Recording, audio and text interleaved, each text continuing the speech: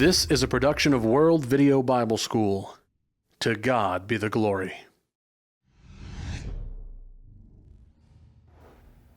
What about the Sabbath day? Should Christians today be keeping the Sabbath? Should the Sabbath be our day of worship? First, let's establish when is the Sabbath day.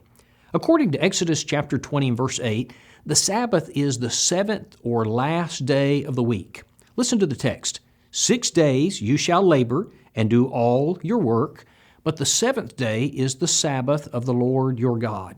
In it you shall do no work.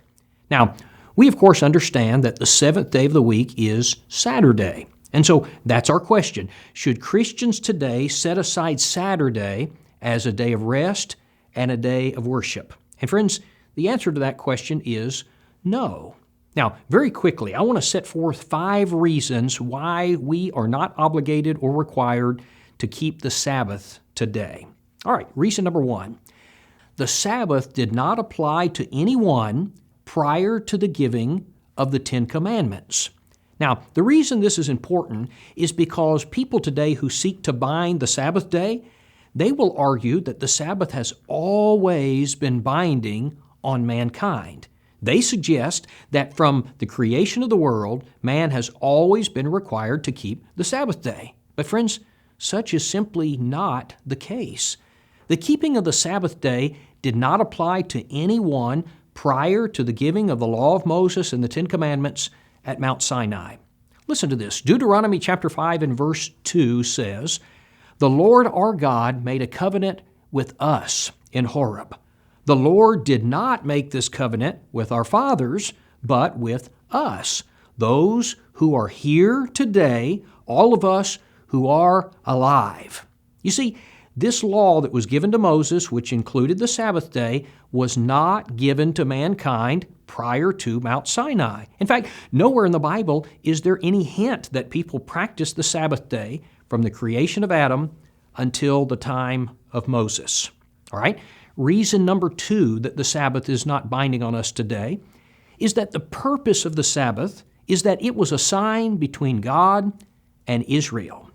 Exodus chapter 31 and verse 16 says, "Therefore the children of Israel shall keep the Sabbath, to observe the Sabbath throughout their generations. As a perpetual covenant, it is a sign between me and the children of Israel forever." Friends, this passage very specifically states that the Sabbath was for Israel. And again, never prior to this do we read about men keeping the Sabbath or about God binding the Sabbath.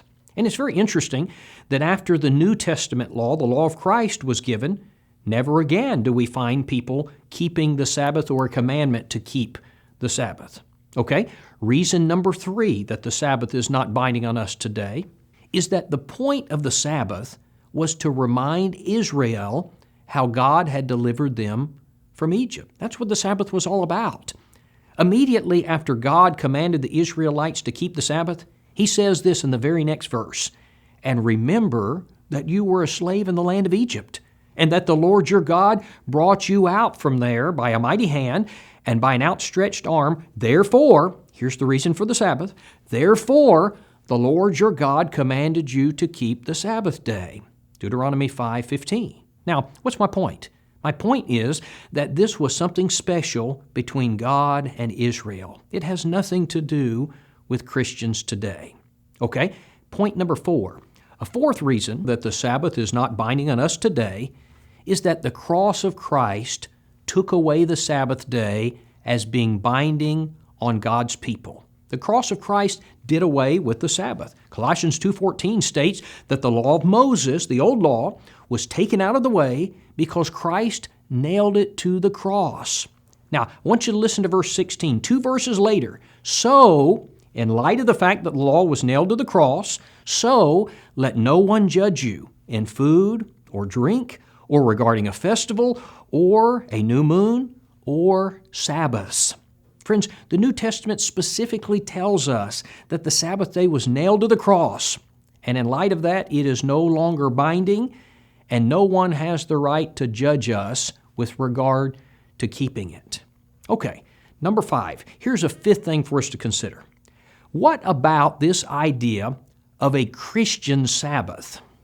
It's sometimes argued by people today that the Sabbath has not been done away, but rather it has been changed from Saturday to Sunday.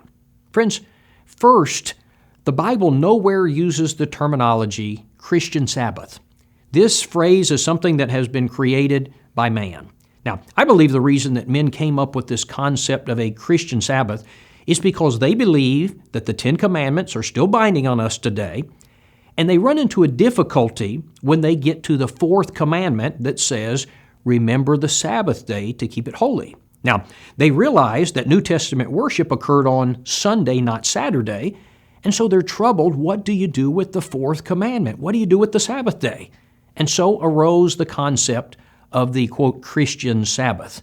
But friends, if we understand that the Ten Commandments were nailed to the cross along with the rest of the law of Moses, then this difficulty goes away. Now, someone says, does that mean that you believe that the other 9 commandments are not binding today? Certainly they are binding today, but not because they're a part of the law of Moses, but rather because 9 of the 10 commandments are included in the law of Christ as a part of the New Testament. You know, this concept of a Christian Sabbath is unscriptural. It was never practiced by New Testament Christians. Dear friend, the early Christians always met and worshiped on the first day of the week. Acts 20 and verse 7 and 1 Corinthians 16, 1 and 2 tell us that Christians came together every Sunday to worship. In fact, the only time that the Sabbath is mentioned after the New Testament church begins is either number 1, when it's being forbidden that we bind it, or number 2, when early Christians would go to the synagogue on the Sabbath to try to reach and convert Jews who were still meeting on that day. Friends, from the day the church began, faithful children of God have met on the first day of the week, on Sunday, to worship Him. The Decalogue, or more commonly, the Ten Commandments. The Ten Commandments can be found in Exodus chapter 20, verses 1 through 17. They were given to Moses and the children of Israel at Mount Sinai shortly after their exodus from Egypt.